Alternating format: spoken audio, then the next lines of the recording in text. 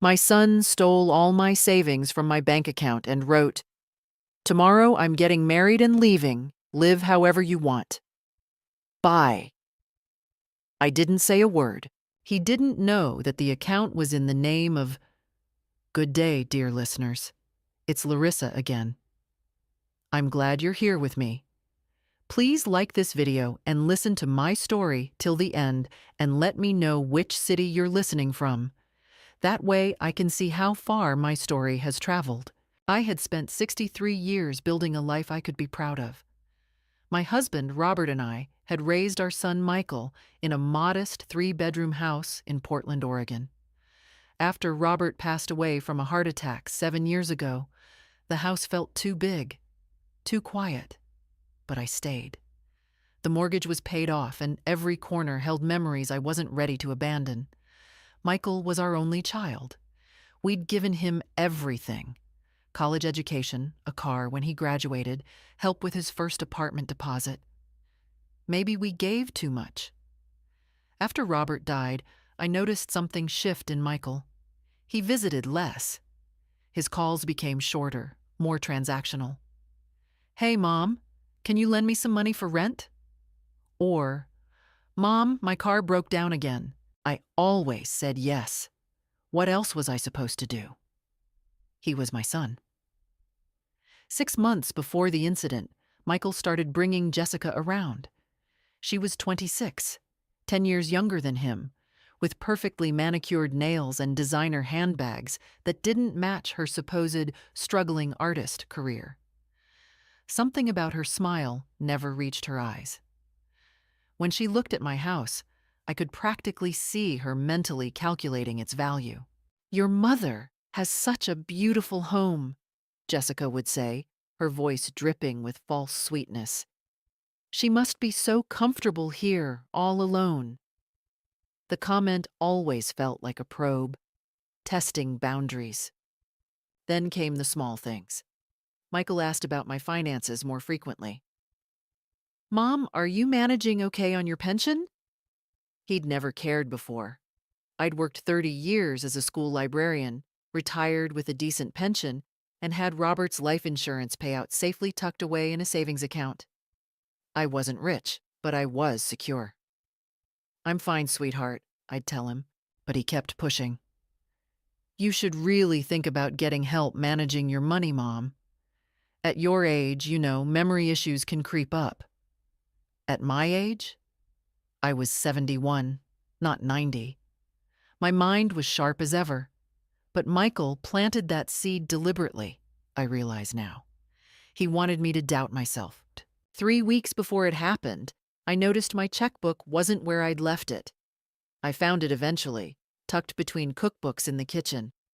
Strange. I was meticulous about these things. Then my bank statements stopped arriving. When I called the bank, they told me the mailing address had been changed to a P.O. box I'd never heard of. "But ma'am, you authorized this change in person 2 weeks ago," the representative insisted. I hadn't set foot in that bank in months. "There must be a mistake," I said. They promised to investigate. I felt the first real flutter of fear in my chest. 2 days later, Michael showed up unannounced with Jessica. They sat on my couch, holding hands, grinning like lottery winners. "Mom, we have amazing news!" Michael's eyes shone with an excitement I hadn't seen since he was a boy. "Jessica and I are getting married." I should have felt joy. Instead, I felt dread pooling in my stomach. "That's wonderful, honey," I managed. "When?" "Tomorrow," Jessica squealed. "We're eloping to Vegas. Isn't it romantic?" Tomorrow? They'd been dating 6 months, and now they were rushing to get married in 24 hours. What was the urgency? "Don't you want to have a proper wedding?" I asked carefully. "Let me help plan something nice." "No time, Mom. We want to start our new life together immediately." Michael's tone was firm, final. "Actually, we're going to move out of state. Fresh start, My heart sank. "Move? Where?" "Arizona, maybe California. We haven't decided yet. They left an hour later, leaving me sitting in my living room, hands trembling. The next morning, I woke to check my bank account online, something I'd recently learned to do. The screen loaded, and my blood turned to ice. Balance: $287.43. There should have been $186,000, my entire life savings, Robert's life insurance, everything. My phone buzzed.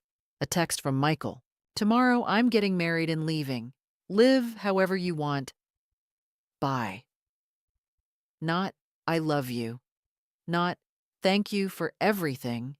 Just, bye. I sat there staring at that message, my hands shaking so violently I nearly dropped the phone.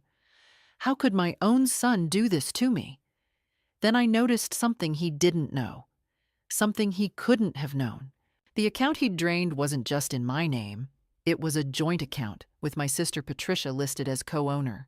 I sat frozen at my kitchen table for what felt like hours, but the clock told me only 20 minutes had passed. 20 minutes since my entire world had collapsed. 20 minutes since I'd discovered my son had stolen my life savings. $186,000. Gone. That wasn't just money. That was Robert's legacy. That was the insurance payout from his death. Money that was supposed to keep me safe, keep me independent in my old age. That was 30 years of careful saving, of skipping vacations, of mending clothes instead of buying new ones. I pulled up my bank records, my hands still trembling, and traced backward through the transactions. There it was. A wire transfer made 3 days ago. Authorization code showed it had been done in person at the branch. But I hadn't been there. Someone had impersonated me. The police? I should call the police, shouldn't I? My finger hovered over my phone, but then I stopped. Michael was my son. If I reported this, he'd be arrested for fraud, for theft, for identity theft. He'd go to prison. Despite everything, despite the betrayal burning in my chest, could I really do that to my own child? And there was another problem. A bigger problem. Who would believe me? Michael had spent weeks setting the stage, planting suggestions that I was losing my memory, becoming confused. If I went to the police now, would they just see a forgetful old woman who'd given her son money and forgotten about it? Jessica would back him up. They'd probably already crafted their story. I felt tears burning behind my eyes, but I blinked them away furiously. No, I wouldn't cry. Crying was what they'd expect. Crying was what a helpless old woman would do. I wasn't helpless. I picked up my phone and called Patricia, my younger sister in Seattle. She answered on the second ring. Eleanor, it's 7 in the morning. What's wrong? Pat, I need you to check something for me. My voice was steadier than I expected. Can you log into our joint account? The one we set up for emergencies? There was a pause, the sound of Patricia moving around. The one at First National? Ellie, I haven't looked at that account in years. You said you were using it for your savings, and I was just listed as backup in case anything happened to you. I know, just check it, please. I heard typing, then a sharp intake of breath. Eleanor, the balance shows $287. Wasn't there $186,000, I finished. There was. I told her everything. The strange behavior, Jessica's calculating looks, the missing checkbook, the changed mailing address, Michael's sudden announcement, the text message. Patricia listened in stunned silence. That bastard, she finally whispered. Ellie, we need to call the police right now. No. What do you mean, no? He robbed you. He robbed us, I corrected. That account has your name on it too, Pat, which means he didn't just steal from me. I could practically hear the wheels turning in Patricia's mind. She was a retired paralegal, sharp as a tack, and she understood immediately what I was getting at. He committed bank fraud, Patricia said slowly. He forged your signature, maybe your ID wire fraud if he moved money across state lines. And, oh God, Ellie, if he impersonated you at the bank, there might be security footage. Exactly. But you just said you didn't want to call the police. I stood up, pacing my kitchen. Through the window, I could see my neighbor, Mrs. Chen, watering her roses. Normal life, continuing as if mine hadn't just shattered. Not yet. I want to do this right. I want to be absolutely certain of what happened and have evidence they can't dispute. Because, Pat, you know Michael. He'll claim I gave him permission. He'll say I was confused, that I'm old and forgetful. You're 71 and you beat me at Scrabble every week. Despite everything, I almost smiled. I need you to do something for me. Can you go to the bank in person? You're listed on the account. Request copies of all recent transaction records, all authorization forms, any security footage from when that transfer was made. Tell them we're concerned about potential fraud. I'll go today, Patricia promised. What else? I need to find out where Michael really is. That text said they were getting married and leaving. I need to know if they actually went to Vegas or if that was another lie. I can call around to Vegas wedding chapels, Patricia offered. There are only so many that do quick ceremonies. Good. My mind was clearing now, the initial shock giving way to cold, calculated planning. And Pat? Don't tell anyone about this yet. Not even your husband. Michael can't know we're onto him. After we hung up, I sat back down and opened my laptop. I'd learned to use social media reluctantly, mostly to see photos of friends' grandchildren. Now I searched for Jessica's profile.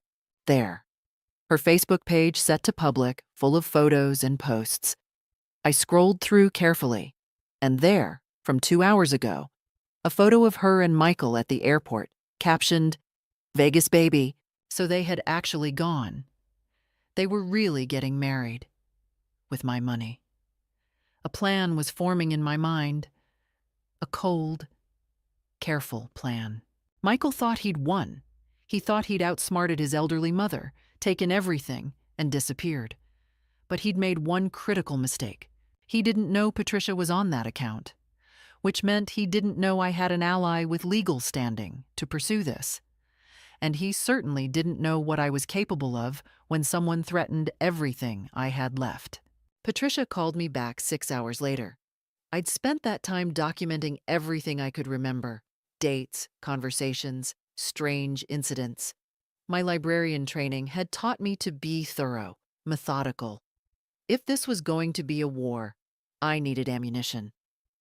Ellie, you need to sit down for this, Patricia said. I was already sitting, but I gripped the phone tighter. Tell me. I went to First National. Spoke with the branch manager, Mr. Hendricks. At first, he was defensive. Banks hate admitting their security was breached. But when I showed him my ID and proved I was a co-owner on the account, he agreed to pull the records. And? The wire transfer was initiated in person 3 days ago at 2:47 p.m. The person who did it presented ID in your name, a driver's license. They signed all the authorization forms. Ellie, it wasn't Michael. My heart stopped. What? It was Jessica. The security footage shows her clear as day. She was wearing a wig, gray, styled like your hair. She had glasses like yours. She even wore a cardigan similar to one you own. The teller was new, barely 3 weeks on the job. She didn't catch it, Jessica. Of course. Michael wouldn't risk it himself. He'd sent his fiancée to do his dirty work. Did you get copies of everything? I'm holding them right now. Transaction records, authorization forms with her signature. She tried to copy your handwriting, Ellie, but it's obviously not yours. And the security footage. Mr. Hendricks was horrified when he realized what happened. He's filing an internal fraud report and said the bank will cooperate fully with any police investigation. Don't file a police report yet, I said quickly. Eleanor, trust me, Pat. Not yet. I need to talk to a lawyer first. I want to understand all my options. After we hung up, I called Martin Wesley, an attorney I'd known for years through the library. He'd always told me if I ever needed legal help, to call him. Now I was taking him up on that offer. Martin listened to my story, asked pointed questions, and then was silent for a long moment. Eleanor, this is serious. Wire fraud, identity theft, bank fraud, these are federal crimes. Your son and his fiancée could face 10 to 20 years in prison. I understand. Do you? Because once we start this process, there's no going back. The FBI might get involved. This isn't a family dispute anymore. This is a felony. I thought about Michael's text, the casual cruelty of it. Live however you want. Bye. No remorse, no guilt, just dismissal. Like I was garbage he was throwing away. I want to move forward, I said firmly, but strategically. What are my options? Martin outlined several approaches. We could file a police report immediately. We could wait and gather more evidence. We could attempt to contact Michael and Jessica first, give them a chance to return the money. That last option made me laugh bitterly. They're not going to return it, Martin. They spent weeks planning this. Probably not, he agreed. But here's what I suggest. Let's gather every piece of evidence we can over the next few days. Bank records, security footage, documentation of the forged ID, phone records, anything. Build an airtight case. Then we file criminal charges and a civil lawsuit simultaneously. The criminal charges will freeze their assets. They won't be able to spend your money. The civil suit will force them to return it. How long will this take? With the evidence you already have, we could file by the end of the week. 3 days later, Patricia drove down from Seattle with a folder full of documents. We sat at my kitchen table, spreading everything out. Bank statements, security footage stills showing Jessica in her disguise, handwriting analysis Martin had arranged, proving the signatures were forged, phone records showing Michael had called the bank 2 weeks prior, asking about wire transfer procedures. They'd planned this so carefully, but they'd also left a trail. There's something else, Patricia said quietly. She pulled out her phone and showed me Jessica's Facebook page. Look at this post from this morning. It was a photo of Jessica wearing an enormous diamond ring, standing next to Michael in front of the Bellagio. Fountains in Las Vegas. The caption read, "Just married to my amazing husband. Starting our new life with endless possibilities. Hashtag blessed. Hashtag Vegas wedding. Hashtag rich life." Rich life. She'd actually written rich life. With my money. With Robert's legacy. My hands curled into fists. She's mocking me. She doesn't know you're onto her yet, Patricia observed. She thinks she got away with it. That evening, my phone rang. Unknown number. I almost didn't answer, but something made me pick up. Mom? Michael's voice slightly slurred, happy. Drunk on champagne and victory. Mom, I just wanted to say, no hard feelings, okay? You'll be fine. You've got your pension. That's enough for an old lady like you. An old lady like me. As if I was already 1 foot in the grave. As if my life didn't matter anymore. Where are you, Michael? I kept my voice neutral, giving nothing away. Vegas, baby, we got married. Jessica's amazing, Mom. You should see the suite we're staying in. We're going to Hawaii next week. Then we're thinking about buying a house in Scottsdale. Fresh start, like I said. A house in Scottsdale, with my money. That sounds wonderful, sweetheart. I'm happy for you. The words tasted like poison, but I forced them out sweet as honey. Really? You're not mad? How could I be mad? You're starting your life. That's what mothers want for their children. I could hear him relax, hear the relief in his voice. He'd been worried I'd fight back. Now he thought he was safe. Thanks, Mom. I knew you'd understand. Look, I gotta go. Jessica wants to hit the casino. I'll call you. Sometime. He hung up. I sat there holding the phone and smiled. He had no idea what was coming. On Friday morning, exactly 1 week after Michael's text message, I walked into the Portland Police Department with Patricia, Martin Wesley, and a briefcase full of evidence. The detective assigned to our case was a woman in her 40s named Sarah Morrison. She had kind eyes but a steel spine, the type of person who'd seen enough to be skeptical, but still cared enough to be thorough. I laid out everything: the timeline, the forged signatures, the security footage, the texts, Jessica's social media posts flaunting their rich life. Detective Morrison's expression grew darker as she reviewed the materials. Mrs. Hartwell, I'm going to be honest with you.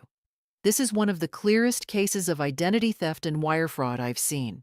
Your son and his wife are looking at serious federal charges. I understand. Do you? She looked at me directly.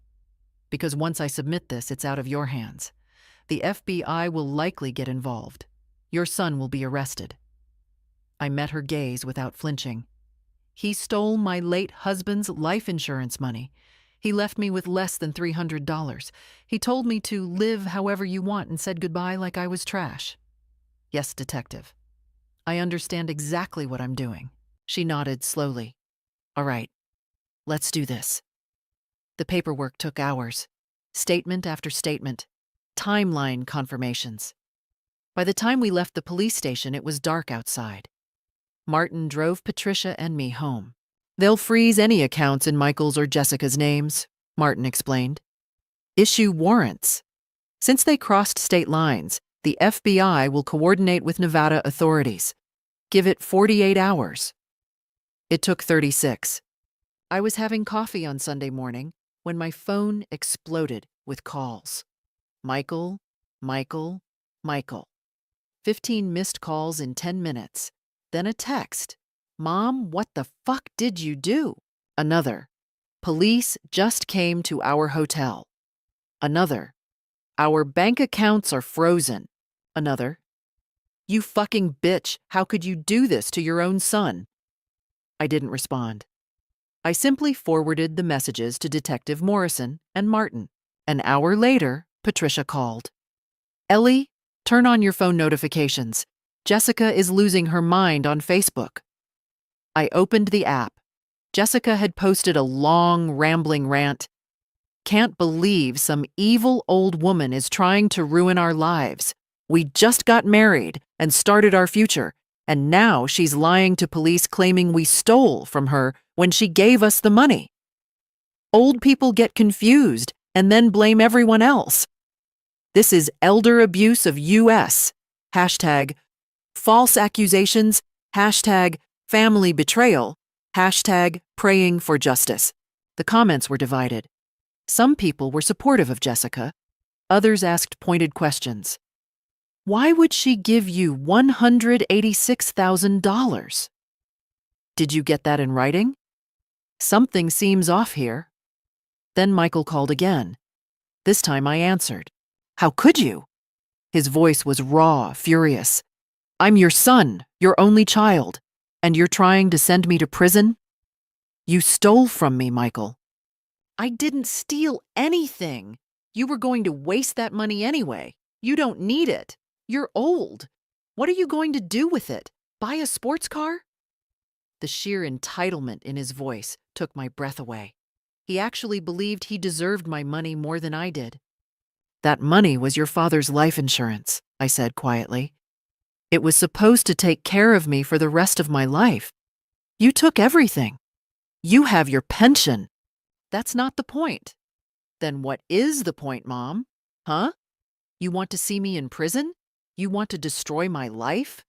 Jessica's life? We just got married. You destroyed your own life when you committed fraud. Fuck you! He was screaming now. You're a bitter old hag who can't stand to see me happy? You're jealous. Jessica said you would do this. She said you were toxic and controlling. Ah, there it was. Jessica whispering poison in his ear, turning him against me. If Jessica is so smart, she should have known there were cameras at the bank. I said calmly. We have footage of her pretending to be me. We have her signature on forged documents. This isn't about family drama, Michael. This is about crime. Silence. Then Jessica's voice in the background. Let me talk to her. The phone rustled. Jessica came on, her voice syrupy sweet. Eleanor. Hi. It's Jessica. Listen, I think there's been a huge misunderstanding here.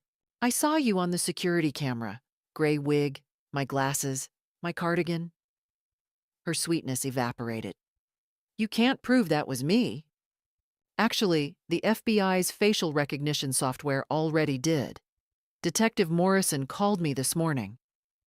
More silence. Then, you're making a mistake, old woman. You have no idea who you're messing with. My family has lawyers, real lawyers. We're going to bury you. Your family? I almost laughed.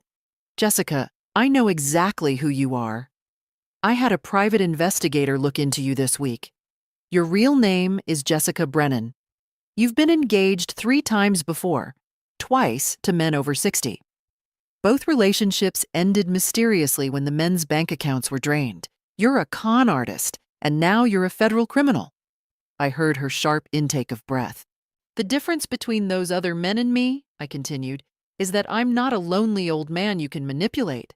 I'm a woman who worked 30 years, raised a family, buried a husband, and I will not let some 2-bit grifter steal my husband's legacy.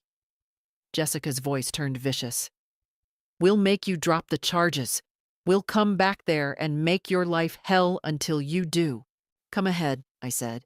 The restraining order will be filed tomorrow. I hung up. My hands were shaking. Not from fear, from fury, from the adrenaline of finally fighting back. Patricia came over that evening with wine and takeout Chinese food. You need to rest, Ellie. This is a lot. She was right. I was exhausted. The past week had drained me emotionally in ways I hadn't expected. Fighting your own child, even when that child has betrayed you, tears something fundamental inside you. Stay with me for a few days? I asked. I was planning on it, Patricia said, squeezing my hand. That night, I slept for 12 hours straight. I woke Tuesday morning to find my inbox flooded with emails. Michael had clearly spent the night trying different approaches. The first few were angry, threatening legal action, claiming I was senile and vindictive. But then the tone shifted. Mom, I'm sorry. I was wrong. Please, let's talk about this. Let's talk about... I panicked. Jessica pressured me. It wasn't my idea. You're right. I made a terrible mistake. Can we work this out as a family? I deleted them all without responding. An hour later, a flower delivery arrived. 2 dozen roses with a card. Please forgive us. We love you. Michael and Jessica. I gave them to Mrs. Chen next door. She was delighted. Wednesday brought a certified letter. I opened it to find a check for $50,000 and a handwritten note from Michael. This is a start. I'll pay back everything, I promise. Just drop the charges, please, Mom. I can't go to prison. My life will be over. $50,000 out of $186,000. I called Martin immediately. They're trying to buy their way out. Don't cash that check, he warned. If you do, they'll claim it was a gift and you accepted it, which muddies the criminal case. Let me handle this. Martin sent a formal letter to the lawyer Michael and Jessica had hastily hired. Any restitution would need to be full, immediate, and would not result in dropped charges. The criminal case would proceed regardless. Thursday evening, my phone rang. Unknown number again, but from Nevada. I debated answering, then decided to hear what they had to say. Eleanor. It was a man's voice, smooth and confident. My name is Richard Brennan. I'm Jessica's father. Ah, the family with real lawyers Jessica had threatened me with. Mr. Brennan, I understand there's been some trouble between you and the kids. I want you to know that Jessica is a good girl. She made a mistake, yes, but she doesn't deserve to go to prison over a family misunderstanding. It wasn't a misunderstanding. It was fraud. Semantics. His voice hardened slightly. Here's what I'm prepared to offer. Full restitution of the $186,000 plus an additional $50,000 for your trouble and legal fees. In exchange, you drop all charges. Everyone walks away. No.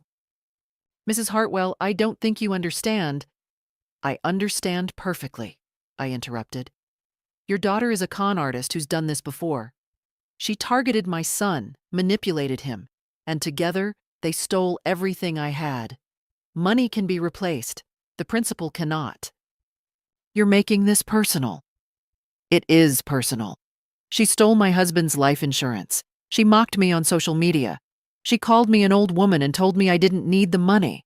So yes, Mr. Brennan, it's extremely personal. You're a fool, he said coldly.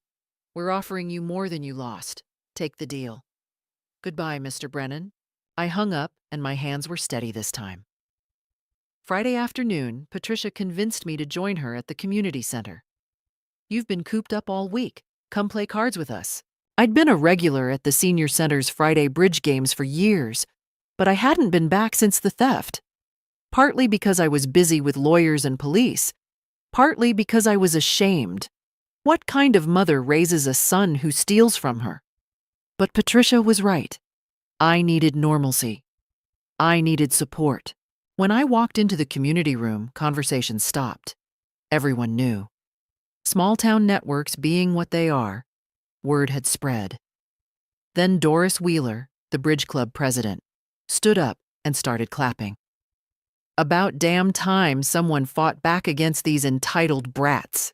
The others joined in. Applause. Actual applause. Martha Chen hugged me. My nephew tried to trick me into signing over my house last year. I was too scared to fight him.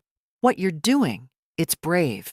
Tom Rodriguez, whose grandson had stolen his identity to open credit cards, shook my hand. You give 'em hell, Eleanor. I sat down at the card table, surrounded by people who understood. People who'd been taken advantage of by family members, who'd been dismissed as confused or senile, who'd had their lives' savings threatened. How are you holding up? Doris asked quietly as she dealt the cards. Honestly, some days I'm angry. Some days I'm heartbroken. But I'm not backing down. Good, she said firmly. You know what the worst part is? They count on us being too ashamed to fight back. Too afraid of looking like bad parents or grandparents. They weaponize our love against us. She was right. That's exactly what Michael had done. He'd counted on me being too devastated, too embarrassed, too consumed by maternal guilt to press charges. He'd miscalculated. After bridge, Patricia and I got coffee at the cafe across the street. I felt lighter than I had in days. You have a whole community behind you, Patricia observed. You're not alone in this. I know. I stirred my coffee thoughtfully. Martin called this morning. The FBI formally charged Michael and Jessica with wire fraud, identity theft, and conspiracy. Their arraignment is next week. How do you feel about that? How did I feel? Sad, angry, vindicated, guilty, determined, all of it at once. I feel like I'm doing the right thing, I said finally, even though it's the hardest thing I've ever done. That weekend was quiet. No calls from Michael, no emails, no flower deliveries or certified letters. Just silence. I knew they hadn't given up. This was the eye of the storm, the temporary calm before they tried something else. But I also knew I was ready.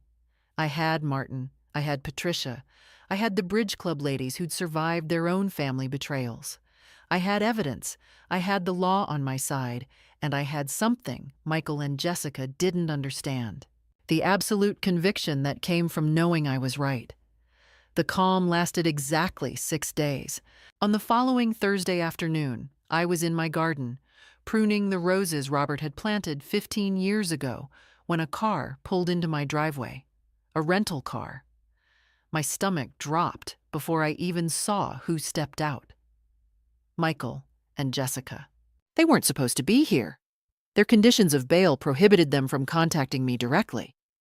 But here they were, walking up my driveway with expressions I couldn't quite read. I stood up slowly, pruning shears still in my hand. "You're violating the restraining order. We just want to talk, Mom." Michael held up his hands in a peacekeeping gesture. 5 minutes. That's all we're asking. The answer is no. Leave or I'm calling the police. Please. Jessica's voice was soft, pleading. Gone was the vicious woman who'd called me an old bitch. This Jessica looked tired, vulnerable, her eyes red-rimmed. "Eleanor, we just want to apologize. Properly. Face to face." Against my better judgment, something in me hesitated. Maybe it was decades of being a mother, programmed to give second chances. Maybe it was the part of me that still desperately wanted to believe my son could be redeemed. 5 minutes, I said. We talk on the porch. You don't come inside. We sat on my porch furniture, the same chairs where Robert and I used to have morning coffee. The irony wasn't lost on me. Michael spoke first. "Mom, I've had a lot of time to think about what I did, about how I treated you." He looked down at his hands. "I was wrong. So wrong. And I'm sorry." "We both are," Jessica added. Her hand found Michael's, squeezing it. "Eleanor, I know you have every reason not to trust me, but I want you to understand. I never meant for things to go this far." I said nothing, just watched them. "When Michael and I met, I was in a bad place," Jessica continued. "Financially, emotionally. He told me about you, about how you had savings, and I thought maybe you could help us get started. Just a loan. That's all it was supposed to be. A loan that you stole by committing fraud," I said flatly. "It got out of hand," Michael jumped in. "Jessica's father, he's got these ideas about money, about how older people are just sitting on wealth they don't need." "Stop." I held up my hand. "I don't want to hear about Jessica's father's philosophy. You stole from me. You impersonated me at a bank. You took everything your father left behind to protect me. I know, and we want to make it right." Michael leaned forward earnestly. "We're selling everything. Jessica's jewelry, my car. We've got a buyer for—" "You're doing that because your accounts are frozen and you're facing prison time," I interrupted, "not because you suddenly found your conscience." Jessica's mask slipped for just a second. I saw a flash of irritation cross her face before she smoothed it away. "That's not fair. We're trying to fix this. If you wanted to fix this, you would have returned the money before I had to involve the police. We didn't think you'd actually go through with pressing charges." Michael's voice rose. "You're my mother. I thought you'd be upset. Maybe we'd have a fight, but I never thought you'd try to send me to prison." There it was. The real reason they'd come. They'd expected me to fall in line like a good, guilt-ridden mother. They'd counted on maternal love overriding justice. "You thought wrong," I said quietly. Jessica stood abruptly. "This is ridiculous. We're offering you everything back. Full restitution, an apology. What more do you want?" "I want consequences," I said, standing to meet her gaze. "I want you to understand that you can't just steal from people and apologize your way out of it, even if that person is your own son." Michael stood too. What kind of mother sends her child to prison? What kind of son steals his mother's life savings? The masks dropped completely then. Jessica's face hardened into something ugly. "You're a vindictive old woman who's bitter about her own pathetic life. You can't stand to see us happy, so you're destroying us. I'm holding you accountable." "No." Jessica stepped closer, her voice dropping to a hiss. "You're on a power trip. You finally have control over something and you're drunk on it. But let me tell you something, Eleanor. You're going to regret this. When Michael goes to prison, when his life is ruined, you're going to lie awake at night knowing you did that to your own child." Jessica! Michael grabbed her arm, but she shook him off. No, she needs to hear this. You think you're so righteous, so justified. But you're just a lonely old woman who's going to die alone because you chose revenge over family. I felt something cold settle in my chest. Is that what you think this is? Revenge? What else would you call it? Justice, I said simply. Now get off my property before I call the police. Mom, please. Michael tried one last time, and for a moment, he looked like the boy I'd raised, desperate, scared. Please don't do this. I'm begging you. I'll do anything. I'll pay you back every penny. I'll work 3 jobs. You'll face the consequences of your actions, I said. That's what you'll do. Jessica's face twisted with rage. You're going to regret this, you miserable bitch. We're going to fight this in court. We're going to make you look like a senile old fool who doesn't know what she's talking about. My family has resources. Your family has lawyers, I interrupted calmly. I have evidence, security footage, forged signatures, federal charges. Good luck with that. Jessica grabbed Michael's hand and yanked him toward the car. At the driver's door, she turned back. This isn't over. Yes, I said. It is. They peeled out of my driveway, tires screeching. I stood on my porch, watching them disappear down the street, and realized my hands were shaking. Not from fear, from adrenaline, from the raw confrontation. Part of me was terrified.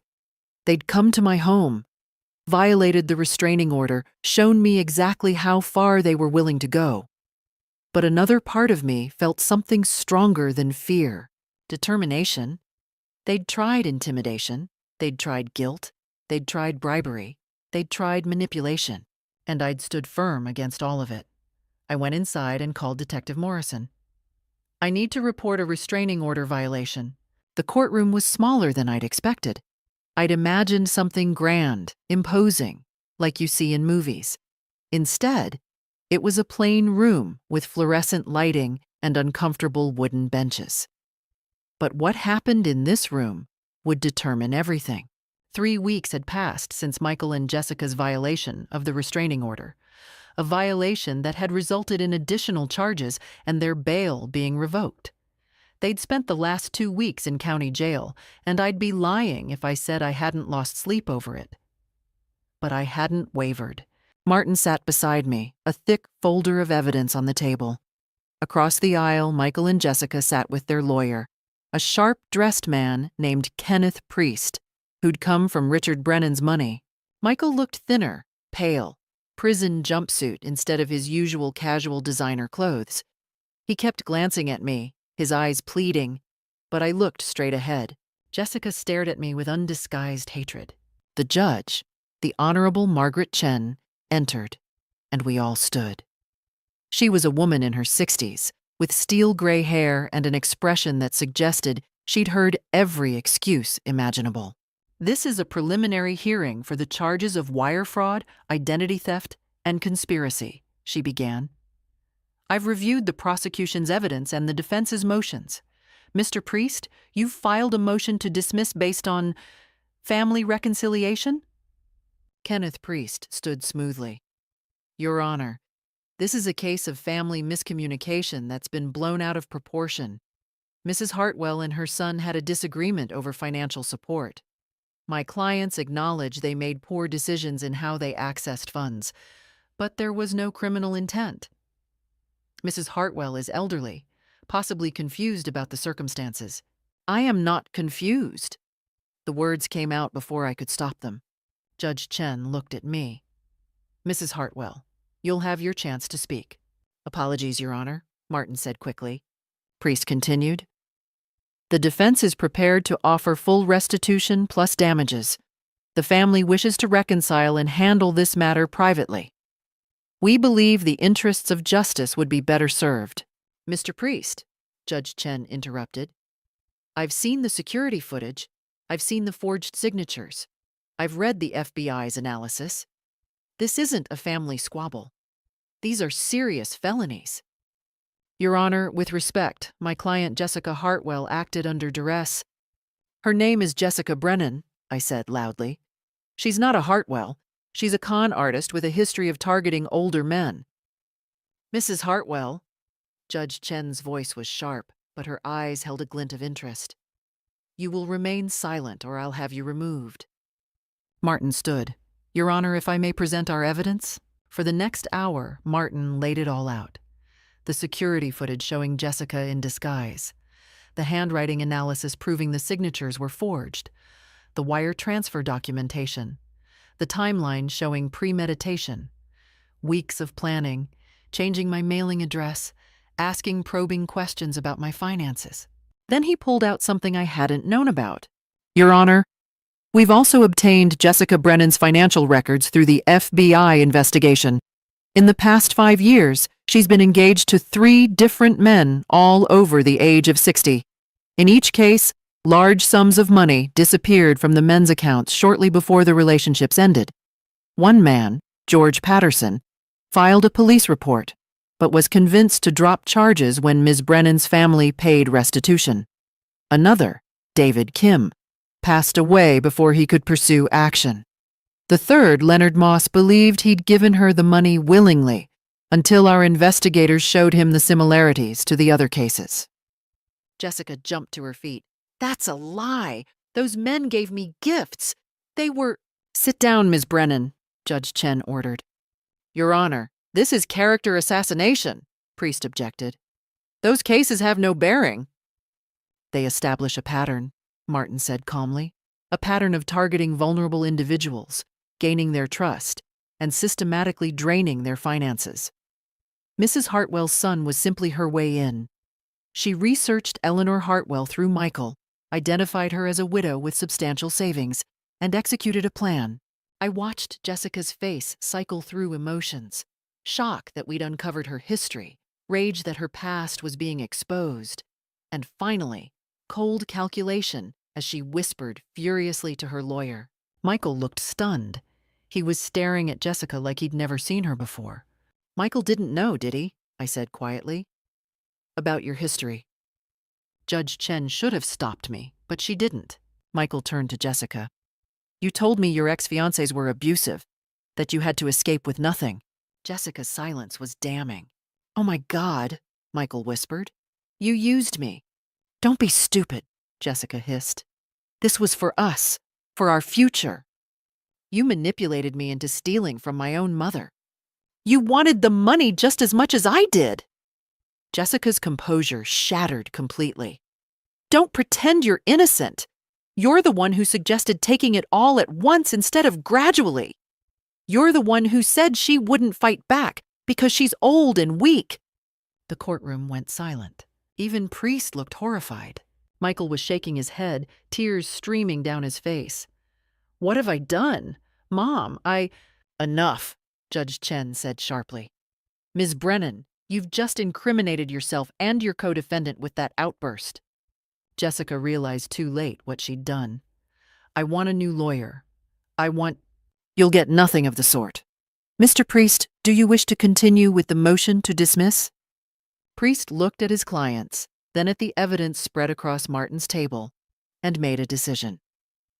Your Honor, I'd like to request a recess to confer with my clients about a possible plea agreement. Judge Chen nodded. Motion to dismiss is denied. We'll reconvene in 1 hour to discuss plea negotiations. This court is in recess. As we stood, Michael caught my eye across the courtroom. Mom? He mouthed. I looked at him. Really looked at him. My son. The boy I'd raised, who'd stolen everything from me, who'd called me a bitter old hag, who'd violated the restraining order to try to manipulate me one last time.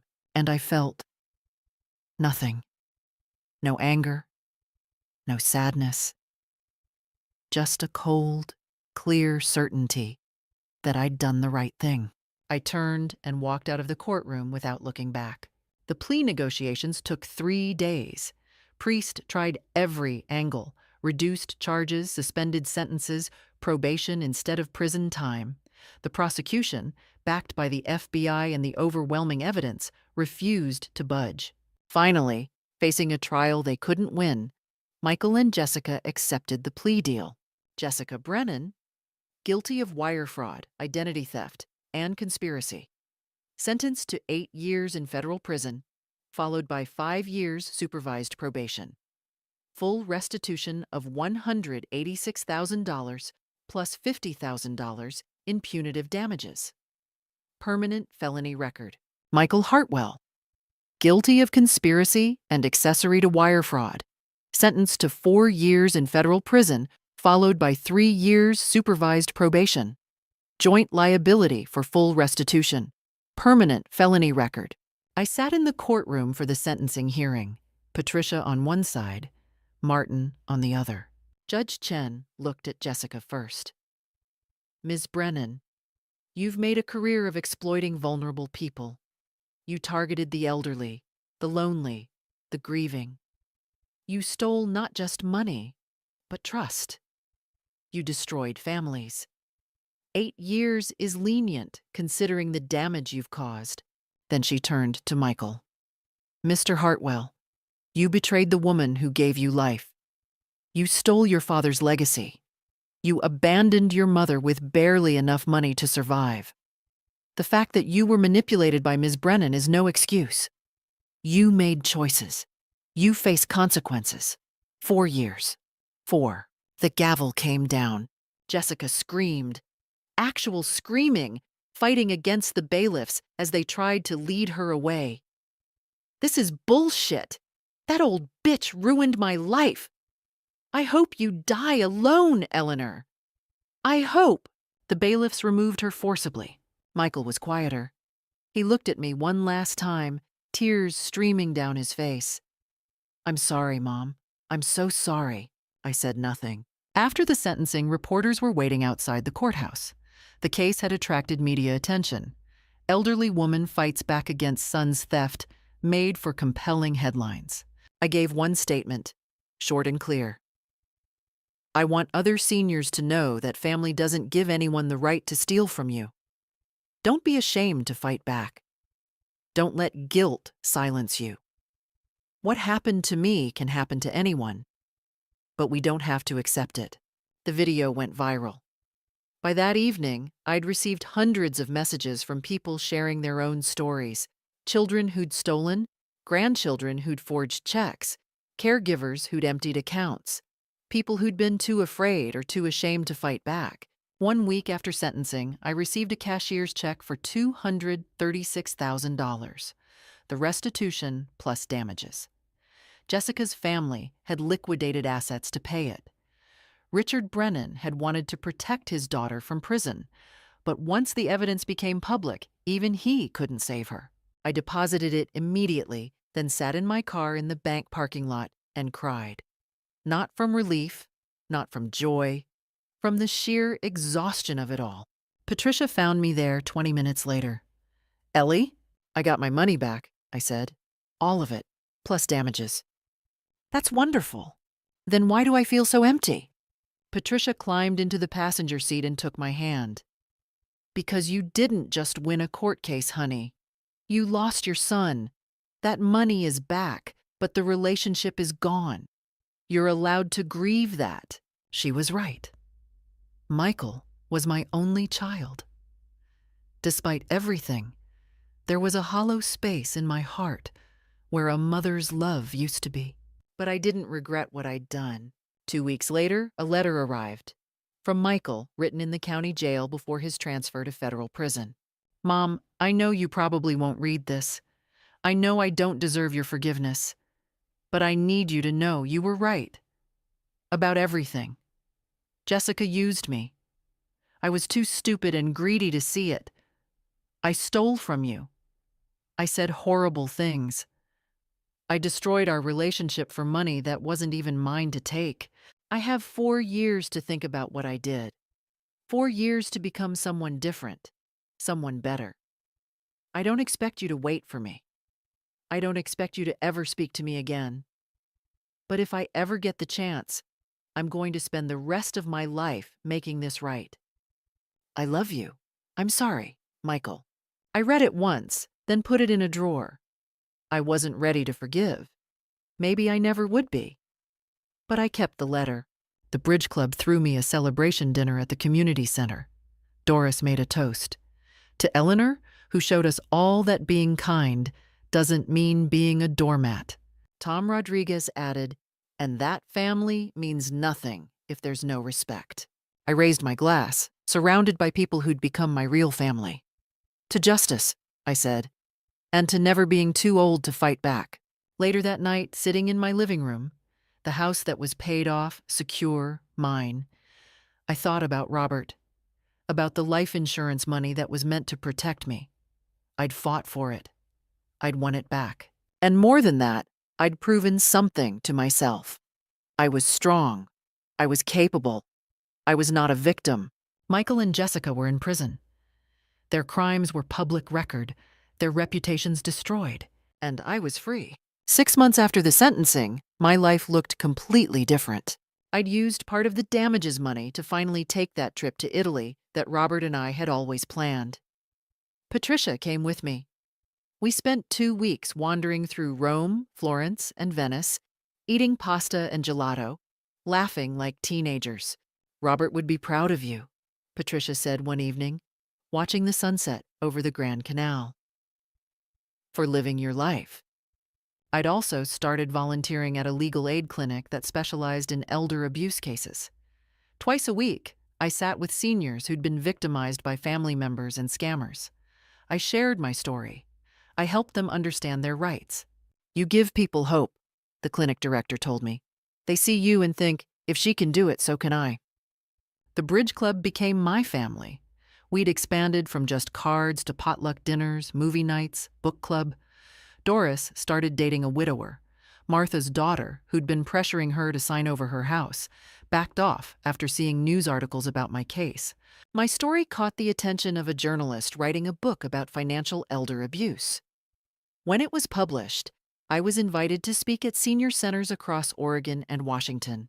At one event in Seattle, an 80-year-old woman approached me, crying. My son has been stealing my Social Security checks for 3 years. I was too ashamed to tell anyone. But hearing you, I'm going to report him. Good, I told her. You deserve better. Meanwhile, Jessica's life had collapsed completely. Serving 8 years in federal prison, she'd been abandoned by her family. Richard Brennan had publicly disowned her. Her appeals were denied.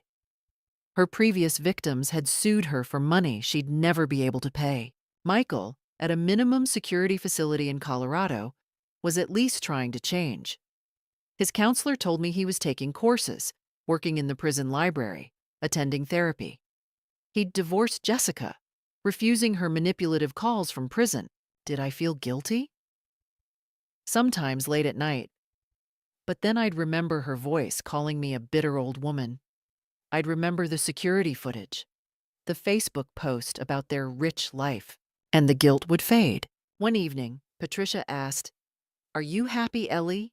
Really happy?" I thought about Italy, the legal clinic, the bridge club, my secure home and restored savings, waking up each morning without fear. Yes, I said, I really am. Good, Patricia smiled, because you deserve to be. And for the first time in a long time, I believed her. Looking back now, I learned something crucial. Love without boundaries isn't love. It's enabling. I'd raised Michael to believe he was entitled to everything I had. I'd failed to teach him consequences, but I'd taught myself something valuable. It's never too late to stand up for yourself. Age doesn't make you weak. Experience makes you stronger. To anyone listening who's facing something similar, you're not alone. You're not being cruel. You're being strong. What would you have done in my situation? Think about it. Talk about it. And never let anyone make you feel powerless. Thank you for listening to my story.